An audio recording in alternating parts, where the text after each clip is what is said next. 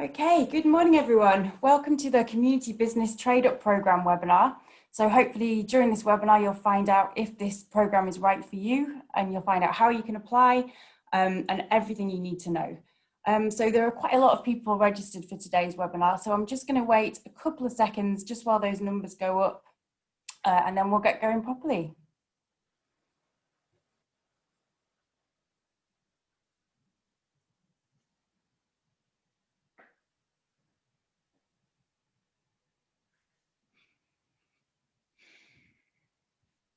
Okay, so the numbers are starting to slow down, so that's great. Welcome everyone, welcome to this, the Community Business Trade Up Programme webinar. So during this webinar, you'll find out if this programme is right for you, how you can apply, all the criteria, and meet some of the people that are leading on the programme. So today we're here to answer your questions. Hopefully you'll get a lot of the information in the slides, but do feel free to put your questions to the panel. If you could do that using the Q&A box rather than the chat function, then all the questions are recorded. And if your question doesn't get answered today, we will try and reply to you by email. So once again, the chat function isn't recorded, but the Q&A function is. So please put all questions for panelists into that function, and then we'll try and get back to you with all your questions and get through as many as we can today. Okay, so without further ado, I'm going to hand over to Fabrizio Chavero, and he's from Ubele, and he's going to be chairing today's session. Okay, thanks Fabrizio. Thanks Lucy, thank you very much.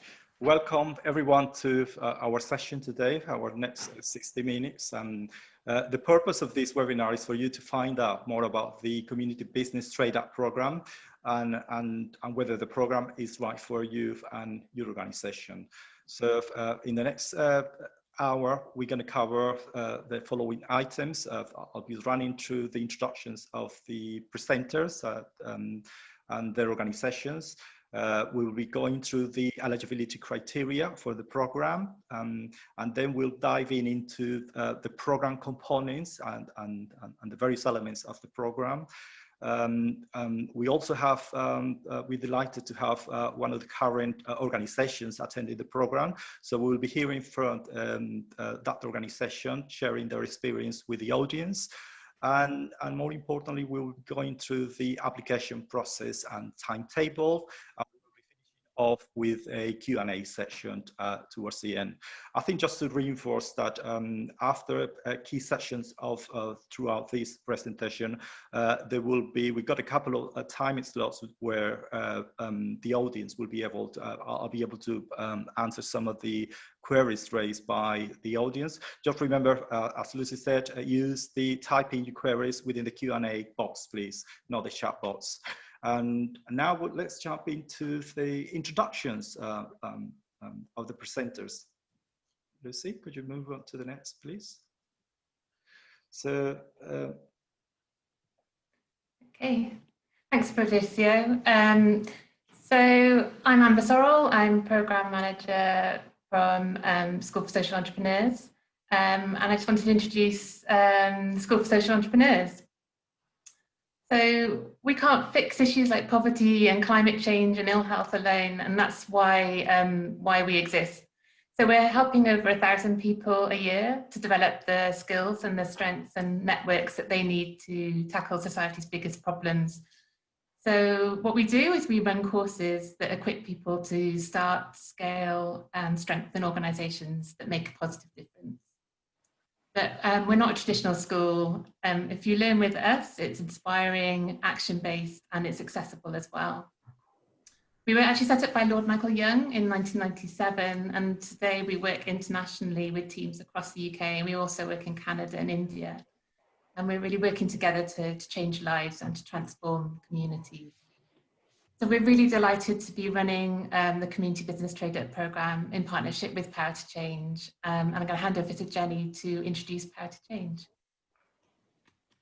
Great. Well, thanks very much, Amber.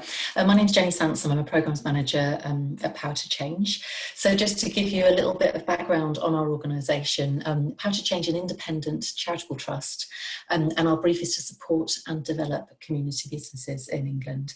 So what we mean by community businesses are organisations which are locally rooted, which are led and responsive to their local communities, which trade for community benefit, and which have a broad social impact. So organisations which really make a positive difference in their local area.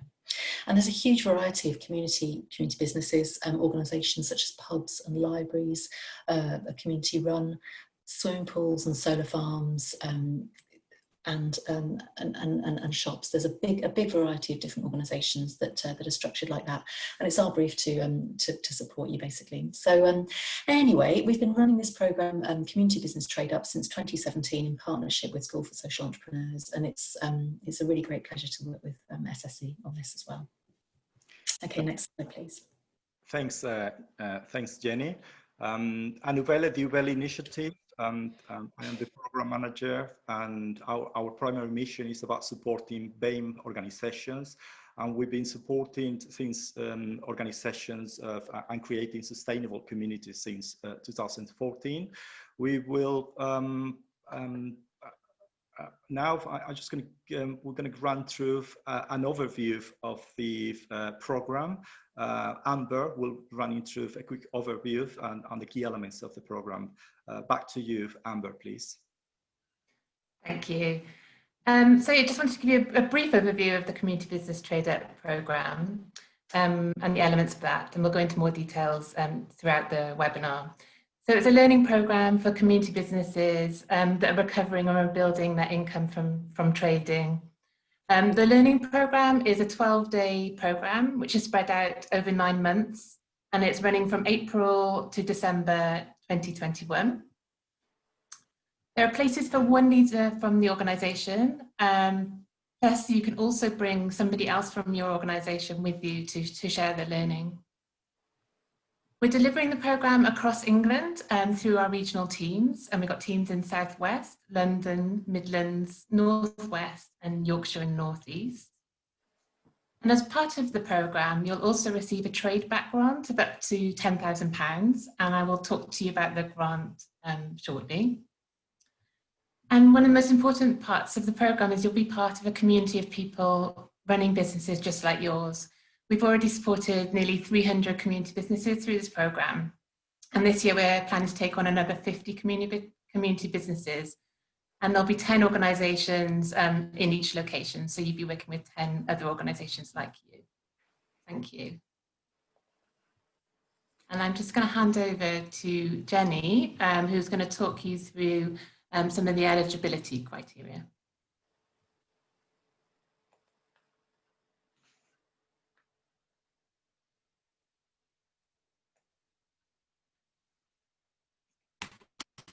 Jenny, are you, Jenny?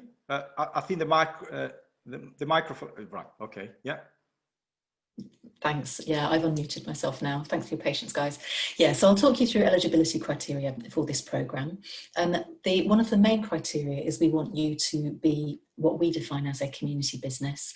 So that means you'll be locally rooted in a particular neighbourhood or geographical area, accountable to your local community.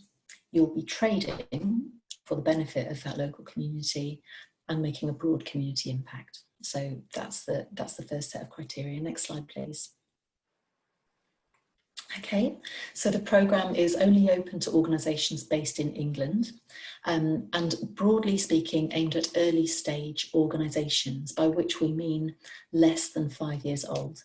And we do sometimes take older organisations onto the programme where that organisation is making a significant change to its business model. So if there's a new area of trading coming in for that older organisation, then yes, we will consider taking them onto the programme. But broadly speaking, it's for younger organisations that have been in operation for less time. Point 3, you must have plans to recover and rebuild your trading income through the COVID-19 pandemic, and you must have charitable purpose at the heart of your organisation. Next slide, please. Okay, you must also be working for public benefit and towards Power to Change's social impact goals. Now, Power to Change's social impact goals are all listed in our guidance notes, and I can go into those in more detail later if people want to see them. You must be committed to learning, because of course the programme includes a learning programme, and there are also some minimum age requirements. So the priority focus is this time around is for organisations which are led by Black and ethnic minority people of Black and ethnic minority background, or people that are working in areas of high deprivation. That's a priority focus, but it doesn't mean to say that those are the only organisations we wish to accept onto the programme. So yes, next slide, please. Okay, so to go into a little bit more detail about our community business definition, the first element of that is locally rooted. So your organisation must be rooted in a particular geographical place, for example, a neighbourhood or a village or a subsection of a city.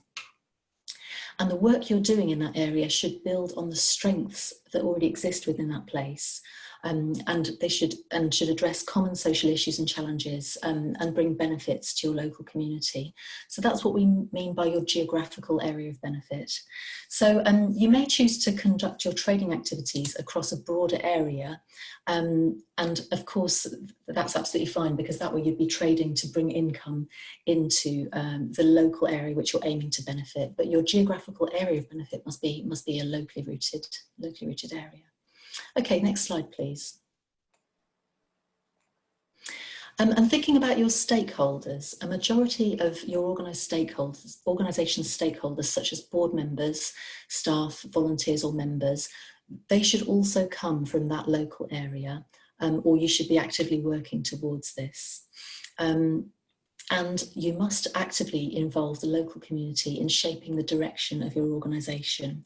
And so there are a number of different ways that you may seek to achieve that. For example, having structures in place that allow local people to have a say in how the business is run. So regular consultation, membership structures, or maybe local people can take part in owning the organisation in some way. And then also communication is a big part of that. So what inward communication comes from local community into your organisation? What surveys do you run? You know, what opportunities do people have to tell you what they think?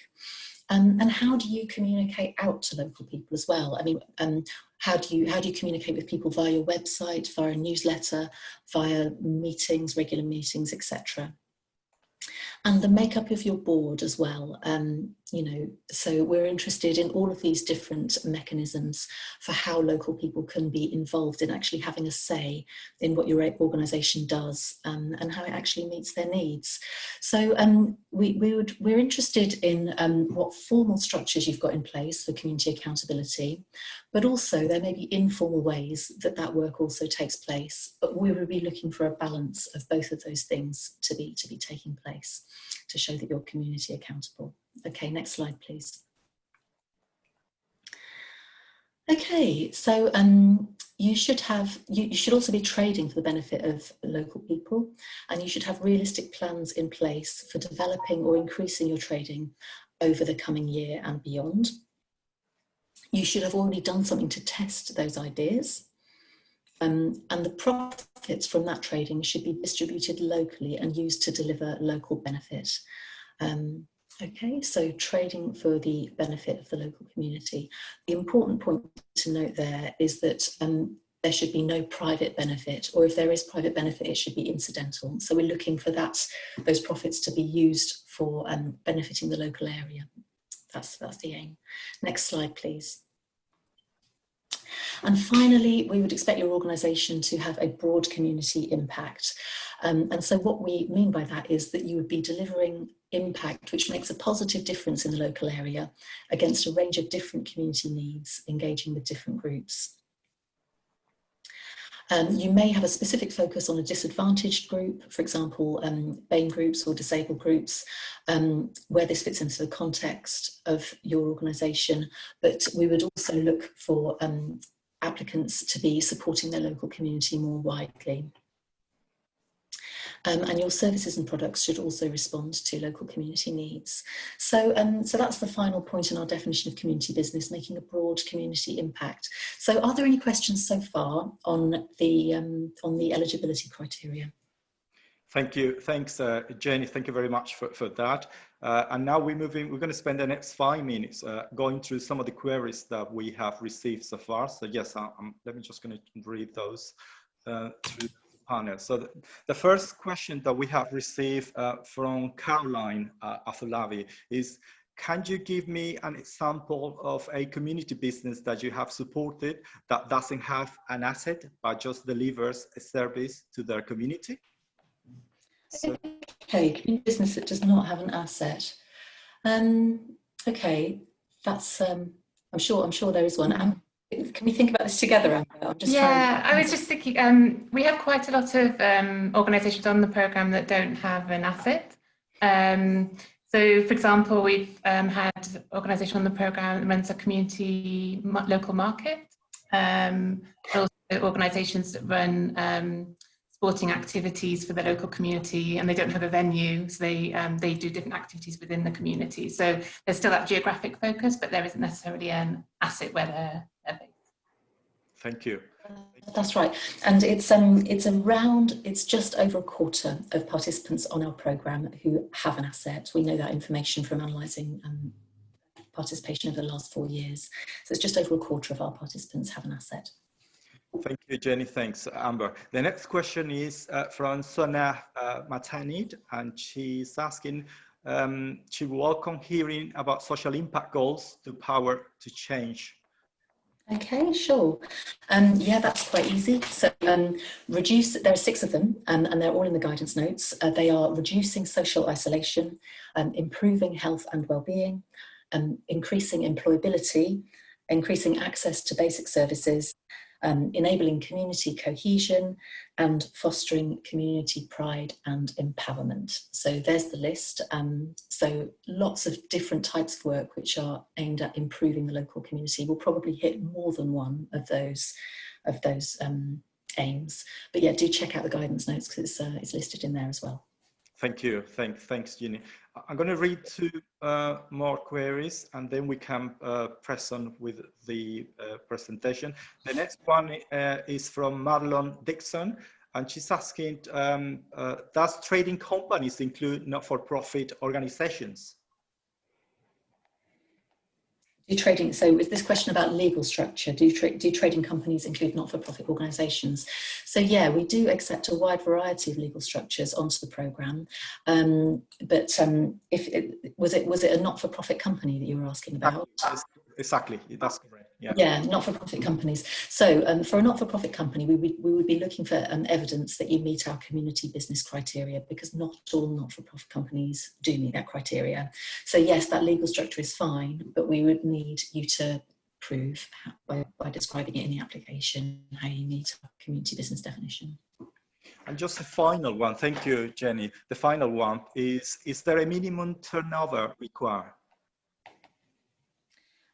No, but we do require you to have at least 1 year's worth of trading accounts in order to take part in the programme. Thank you. Thanks, Jenny. So let's move on with the presentation. I'd like to hand it over to Amber, who will be running through the programme and its various components. Amber, back to you. Thanks, Fabrizio. So I wanted to talk a little bit more about the learning programme. So the learning programme really aims to help leaders of community businesses to develop the skills and strengths and networks that you need to increase your impact. And there'll be a real focus on recovering income from trading over the COVID-19 pandemic. Our learning really focuses on taking action in the real world on live projects. So if you learn with us on the programme, there's no essays or textbooks in sight. Instead, we bring people together to learn in groups from other entrepreneurs' experiences. So we encourage people to try things out and then reflect on what's working. And our approach is really practical and it's not academic. So it really means that anyone from any background can learn with us. We also create space within the programme for people to come to their own conclusions by learning from their peers. So students on the programme are in cohorts and you're always sharing with each other. There's a real focus on inspiration and motivation and on your own personal development as well. So confidence, resilience, self-awareness and leadership ability as well. And our learning programme has a structure, and I'm just going to outline some of the different elements of the actual learning programme. So we have witness sessions. So these where entrepreneurs and community business leaders share their experiences and the secrets of their success. So you're able to listen and learn and ask questions and to help and use those people to help you examine and find meaning for your own community business. Another element of the learning programme are the expert sessions.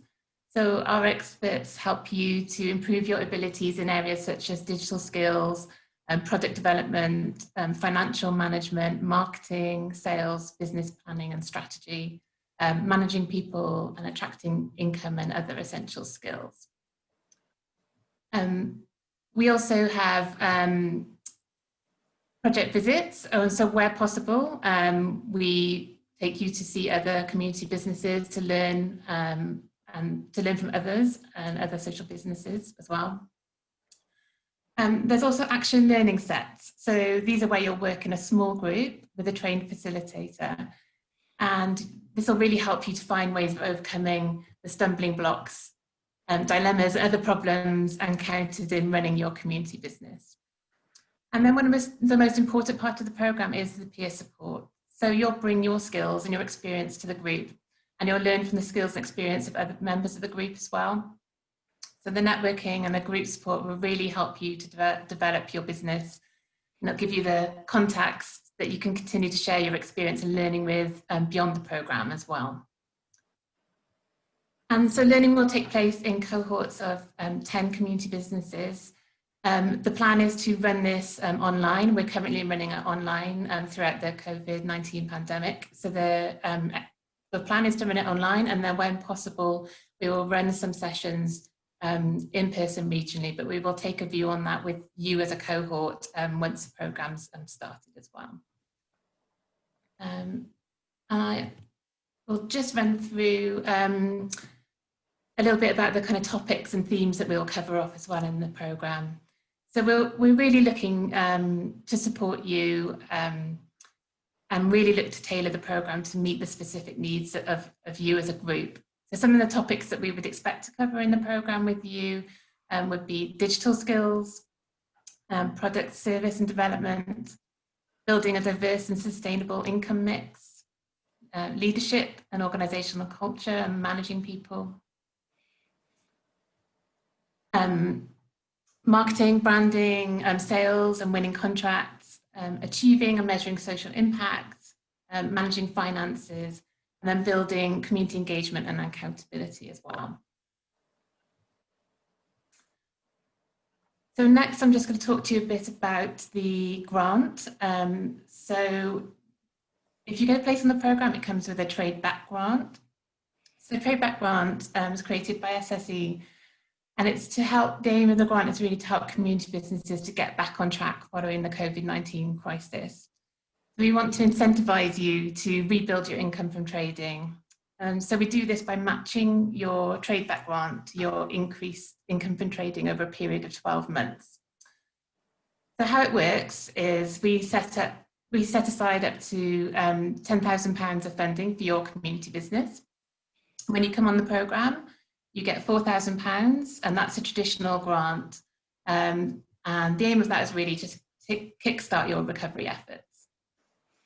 And then you can also draw down up to £6,000 over the next 12 months to accelerate growth by rewarding you for any increase that you make in your trading.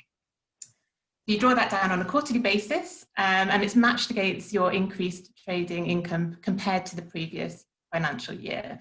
So we're measuring your baseline year, which is April 2020 to March 2021. And then the year on your programme will start in April 21 and go to March 2022. And then in order to draw down the final amount of the grant, you need to attend at least 80% of the learning programme to get the final payment. Okay, so just to outline a little bit what you can use your grant for. Things really to help you grow your community business. So you can use it salary costs, marketing costs, running costs, travel and subsistence, and then assets up to £1,000 and much more. And really, we want this to be flexible for you, and you can change as your business develops as well. It does have to be used for charitable purposes for public benefit, and you need to spend the grant between April 21 and March 2022. Okay.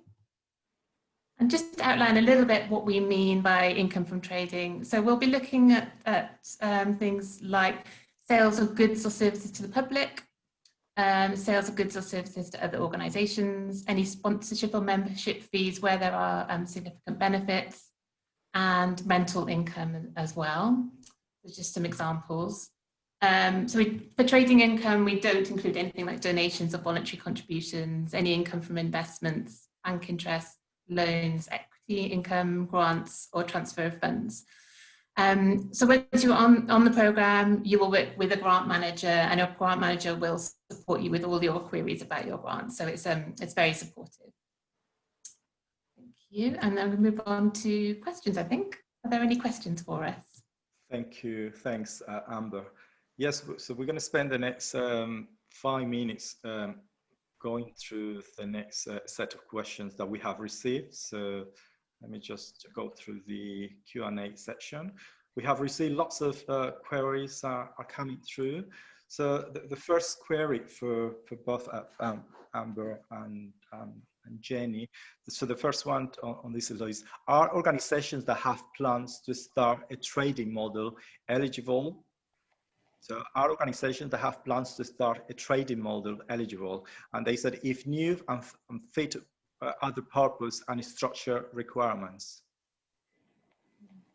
So maybe that, I wonder what that's. Okay, and maybe we could both give our thoughts on that. I mean, so start with, it's well, one of the criteria is that you must have a year's worth of trading accounts, so we would look for that. So if you're planning to start a trading model, and do you already have those accounts in place? So we would need to see those. Yeah, I mean, any thoughts on that, Amber? Yeah, I mean, we have had organisations on the programme which really, haven't been trading very much at all, and it's, they come onto the programme and really kickstart their trading through the year. So yes, we'd be wanting to see that you had a financial history, and that your plans were really, you had thorough plans in place to develop the trading over the programme year as well. Thanks, Amber and Jenny. The next question is, do you need to be a CIC before applying? This is from Lucas Sanvitor. So do you need to be a CIC company before applying? We would look for organisations to be constituted, I think, yeah. Okay, thanks. And the next question is, are organisations that provide services such as swimming pool, gym, fitness studio, rather than goods for sale, eligible? Yeah, definitely. We've had a number of community-owned swimming pools on the programme, and that other types of organisations that also provide services. Yes, the key is it community-owned? So we'd be looking at those 4 community business criteria, and also the legal structure, obviously, as well. So yeah. Thank you. Thanks. The next question from Thomas Herburn. And his question is, how much scope is there for non-specific BAME but all-inclusive mental health programs?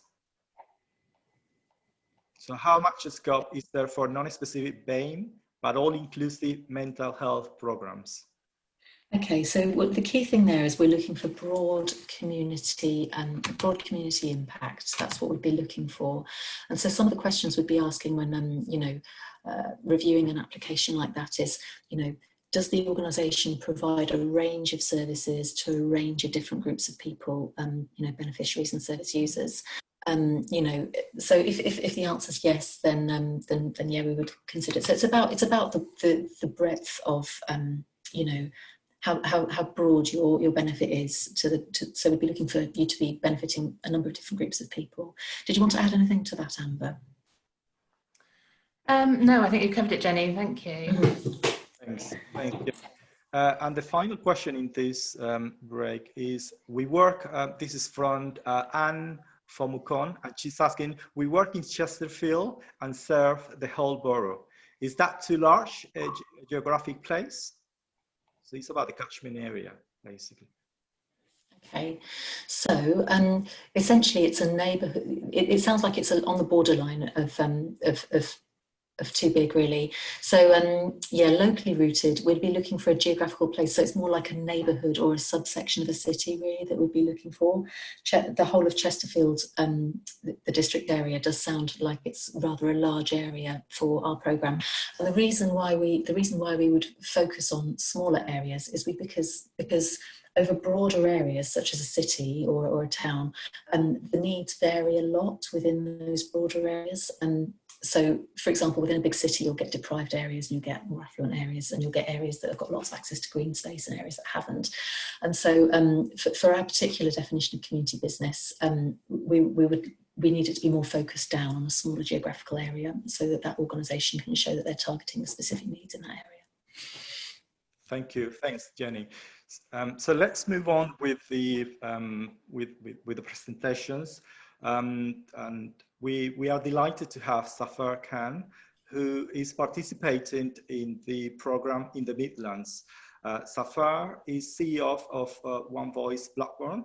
And Zaffer, I'd like to hand it over to you. And if you could share with us your experience of participating on the program.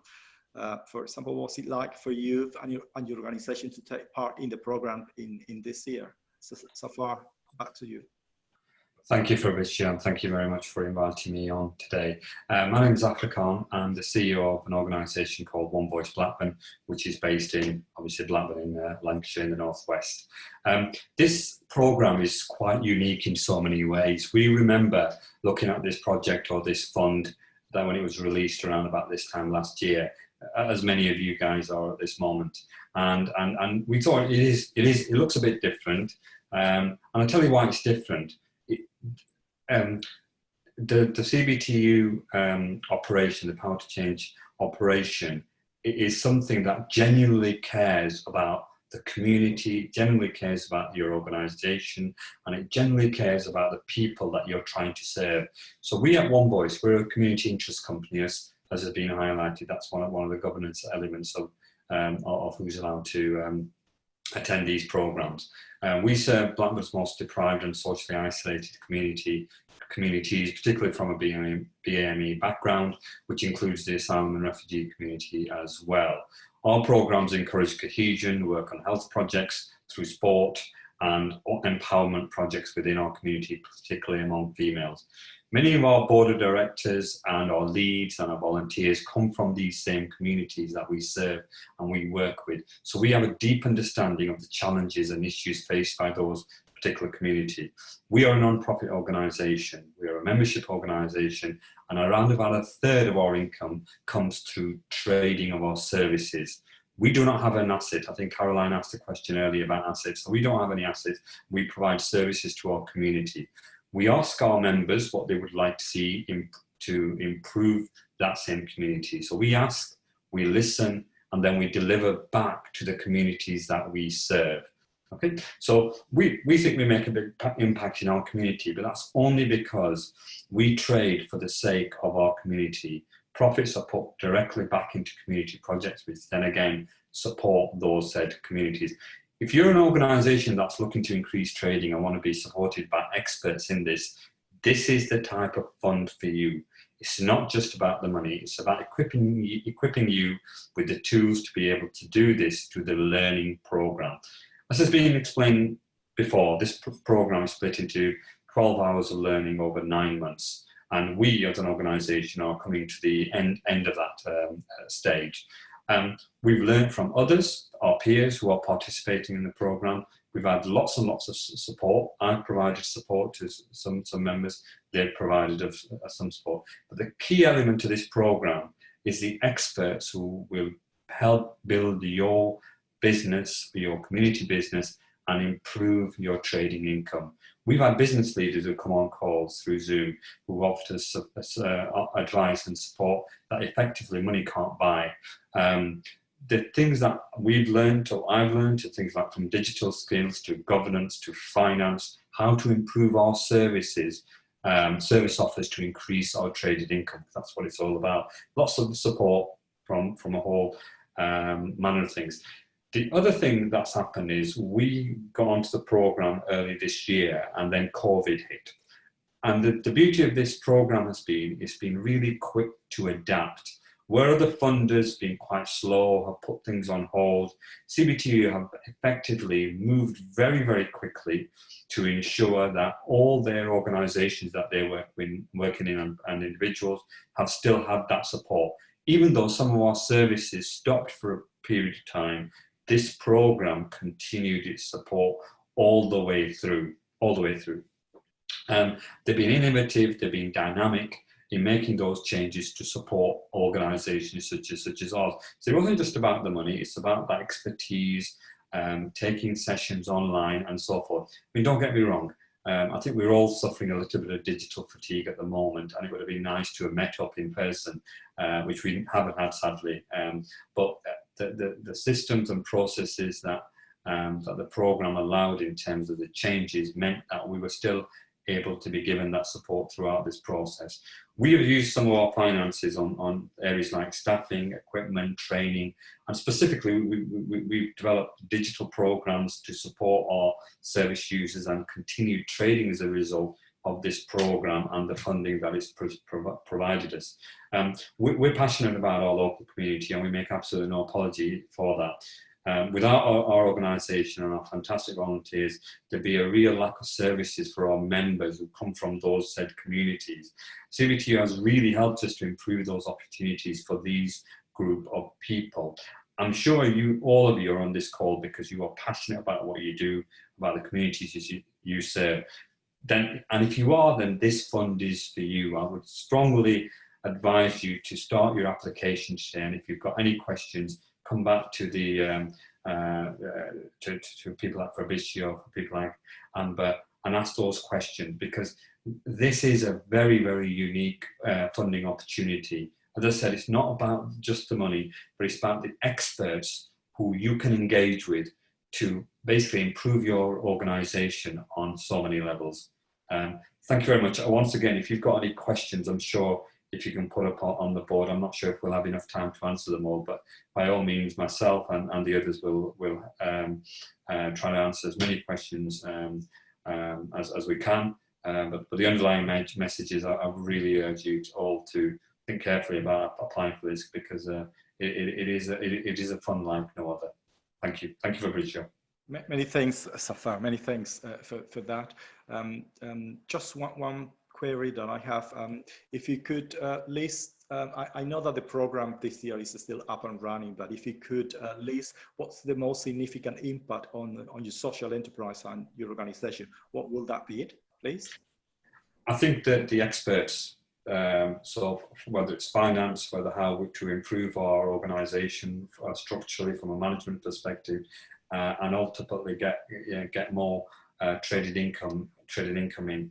I mean, that's been the biggest thing for us, the level of expertise that was afforded to us, that if we had to go out and try to buy that expertise, it would cost an absolute arm and a leg. I'll give you one specific example of an additional item that supported us. We were able to apply for a separate fund from the same organisation to improve our the way we handle money, for example. So, for example, it supported us in a way that we were able to have a handheld portal for card payments or mobile phone payments, for example. And that was something as a result of somebody doing an analysis with us in terms of how we could make it easier to take money in for the services that we provide. I mean, that's just one specific example. But the level of expertise over the 12 days of learning was very powerful for us, Joe. Thank you very much. That's great, Zaffer. Thank you. I wish you well with the sort of final phase of the program, and thanks, Zaffer. So let's continue with the presentation. I'd like now, Amber, to go through the support that is available for applicants, for candidates, So she will be running through what support is available and the application process and the timetable. Amber? Yeah, thank you. Yeah, so just wanted to let you know that we've got a FAQ document that's online, and we are constantly updating it. So any general questions that have come in through the webinar today, we will be adding those to the FAQs and the answer to them. We also have a very thorough guidance notes document, so I would just suggest everyone has a look at that if you haven't looked at that already. And it tells you all about the programme, the eligibility, etc., etc. So you can download those from the SSE website, the link's there. And also, yeah, if you need support with your application and you have questions, please do phone or email SSE. Got the email address there, applications@sse.org.uk, or do give us a call as well. Obviously, we'll get much busier as the deadline approaches, so if you can get in touch sooner rather than later, we can kind of support you with your application as we go through. Okay. And then the next slide, I'm just going to talk through just how to apply. So you need to do an online application, and the web address is there. So you can start your application, you can save it, you can go back to it. So I'd suggest starting that sooner rather than later, but you need to get it in by 1 o'clock on Wednesday, the 2nd of December. What happens after that? We will review the applications, and the shortlisted organisations will be invited to an interview, which will be at the beginning of February. Then after that, you don't need to get involved in the process anymore. There'll be assessment panels that we'll hold at the end of March, and then you'll hear by the end of March whether you've got a place on the programme. And then the learning programme will kick off in April and will run until December. And for the grant period will start in April as well, and that will run for 12 months, so that will finish in March 2022. So that's the end. I think we got a chance for a bit of questions. Have we, Fabrizio? Yes, absolutely. We have lots of queries are coming through. I think we're going to spend the next 10-15 minutes running through those, but just we have lots of queries. So let me just run through. So the first question in this final slot is from Abdul Hanan, and he's asking, if you are trading over 5 years, what has but have been hit by COVID-19, where we have been a significant loss of income, our trading income supports Bain community. Will we be eligible to apply? Basically, so they are an organization that they've been trading for 5 years. They've been hit badly by COVID, and their income has been reduced. So are they eligible to apply? Yeah, so it sounds to me like yes, and also the fact, so been trading for 5 years or less, that's correct, isn't it? No, and it says also, over 5 years. Oh, over 5 years, yeah. Right, okay. Okay, so for organisations that are over 5 years old, we would be looking for you to be developing some new aspects of your trading, really, to take part in the programme. Right, thank you. Thanks, Jenny. Then the next question is from Lara Kramer, and she's asking, will a co-op be eligible to apply? Yes, co-ops are eligible to apply. I mean, the main thing with co-ops is proving community accountability, because co-ops often are accountable to their members. And so what we would like to see is that, you know, you're accountable to the wider community. And so there'll be lots of different ways that you can demonstrate that to us, but that's the sort of thing that we look out for when we get applications from co-ops, yeah. Thanks, Jenny. The next question from Akil Kasmid. He said, I use a local cafe to provide training to run courses, which helps with employability. This includes CV workshops and mock interviews. Will I be eligible? I'm not a social enterprise or a charity, he says. Mm-hmm. So this is a local that provides. So again, I mean, I can see with an organisation like that, cafe, which is providing training, to a group of people to increase employability. I mean, on the positive side, yes, that training is providing a social impact, and that sounds good. The question I would ask is, is that social impact broad enough? Are you delivering that training to just one small group of people? And I guess when making that decision, we would take into account, you know, what your long-term ambitions are. We would look to see, where is this organisation going to, and are you looking to increase, you know, the numbers of different people that you work with? So those are my thoughts on that question. Do you have anything to add, Amber? No, I think that's covered off, Jenny. Thank you. Thanks. Okay. Thanks. The next question is from Ishita Assad, and she's asking, when you say 1 year of trading records, can you please elaborate? How will that be demonstrated? Would you take that question? Yeah, I mean, what we're looking for really is that you, an organisation that's already set up and running, so you have a history. So we're looking for financial history. So we'd be looking for you to provide your accounts for the year before, or financial history. It's not a programme for startup organisations, so we want some history. Right, thanks, Amber. I've seen that there are several questions from newly set up organizations. For instance, there is one from a CIC legal structure just created in June. So I guess for those early stage businesses, organizations, the program won't apply. We would want, we recognise that an organisation might have been active, but not, you know, registered as a CIC. So we wanted to see that activity that had gone on over the last year. And we're very happy to have a conversation about that, but that's what we're looking for. It's not an organisation that's just started up last month. Thank you. Thanks, Amber. The next question is from Shamine Jan. The question is, I have run my organization for 6 years as a self-employed business. I converted it to a community interest company, social enterprise, in August 2020, just a few months ago. Will I be eligible? Okay, August 2020. I mean, my take on that would be that we would take it from the date of incorporation to a kick. I think it's a little bit borderline, but I think we would probably take it from the date that you changed to a kick, which is really recently. So, do you have further thoughts on that, Amber? Yeah, I think with this one, I would be looking at what you've been doing as the self-employed business up to August as well. If it's just you as a sole trader running an organisation, or whether it's you know, you actually have an organisation, you have people from the community working with you. So I can't tell from your question what the case is, but it depends. For me, it depends what the kind of work you've been doing over the last 6 years as well. Thanks, thanks, Amber. Thanks, Jenny. Somebody's asking, Jane Granville. She's asking, do you help with changing legal structure? So I wonder whether that's help is provided.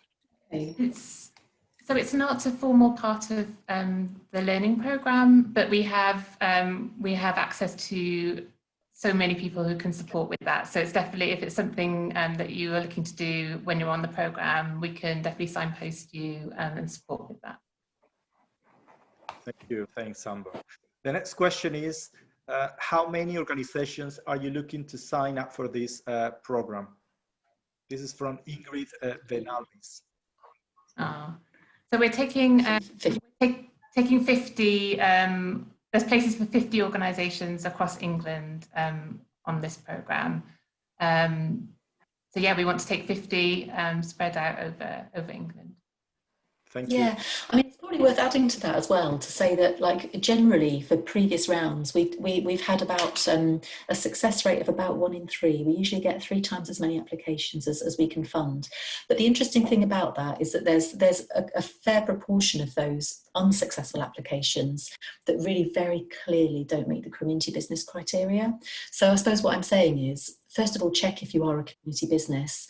And if you are, then because of our success rates, you probably would have a good chance of being successful on the programme. I mean, if you look at our other funding programmes under Power to Change, sometimes the success rate is something like 1 in 8. You know, this programme, the success rate is 1 in 3. So there's a good chance of success.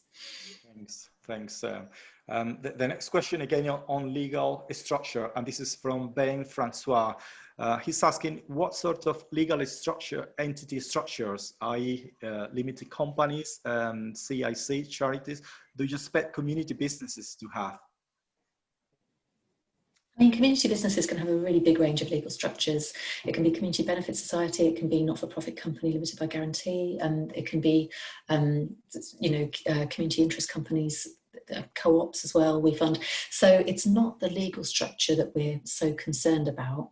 I mean, we'll definitely be interested in the legal structure, and you could perhaps say that the legal structure supports your efforts to be more accountable to local people in your area, but it's not all down to the legal structure, you know. So yeah, I guess whatever your legal structure is, we'll be looking for you to describe in the application how you meet those 4 community business criteria and the rest of the eligibility criteria, obviously, on the programme. Thank you. Thanks, Jenny. Another interesting question from Ruth Tunnicliffe. And Ruth is asking if your CIC was incorporated in 2014, however, dormant in trading until 2019, will this be considered? So basically she had a company, CIC, and it was dormant for 5 years. Yeah, I think on that case, yeah, we would look at that as, what I get from the questions is it early stage, if it's older than 5 years, but it's been dormant for a while. And I think, yes, we probably would look at that as an early stage organisation. Thank you, Amber. The next question from James Crane. Do the accounts need to be full financial accounts or just management accounts of the trading unit? I think we want financial information that we can use to feed into your grant claims. So it doesn't need to be full annual accounts. I think management accounts will be okay. Thank you. Thanks, Jenny. Another question from Sue Hamilton. And she's saying, myself, managing director, and another co-director live 2 and 7 miles away from the small area we wish to support. Can we apply? Okay, well, we would look for not just you guys, but all the stakeholders in your organisation, you know, whereabouts you're based. And that feeds into a kind of a broader question about how responsive you are to, you know, people who live in the local area. So, you know, what ways of influencing your organisation do local people have? And yes, you know, the staff and people on the management committee, and obviously where you guys live, that's an important point. What about the other people on the management committee? You know, are they based from the local area? Do they have direct experience, you know, of the issues and the challenges that area faces? You know, what about the members? Is there a membership? You know, is there a regular newsletter? So it's a broad question of accountability, you know, and if, for example, 7 members of the management committee live locally and one of them used to but doesn't anymore or something, I mean, you know, we're not going to get caught up with little details like that, but we're going to take a broad view of, you know, does this organisation feel like it's connected to and responsive to the needs of that local community? Thank you. That makes sense. Yes, thanks, Jenny. The next question, I think we've got a few more minutes to go through several more questions. The next one from Emily Horton, and her question is about what she said is, what was meant by constitute? Does the business need to be registered as a community interest company on Companies House? To be constituted means to be sort of legally registered as something, you know, so legally registered as either a company or a co-op or a community benefit society. So that's what we mean by constituted. Thank you. Thanks, Jenny. Somebody's asking again about what's the deadline for submitting the application form. And they said, what's the deadline for applying and when does the trading year start and end? We just started trading in a completely new way. Okay, so the deadline to apply is the 2nd of December at 1 o'clock for the programme. And then the trading year, so we will look at your trading year from April 2020 to March 2021, and that will be your baseline year that we'll look at your finances from. And then when you're on the programme, you'll be able we'll be looking at your income from trading from April 2021 to March 2022. And we will compare any increase that you make in trading over that year compared to the year before.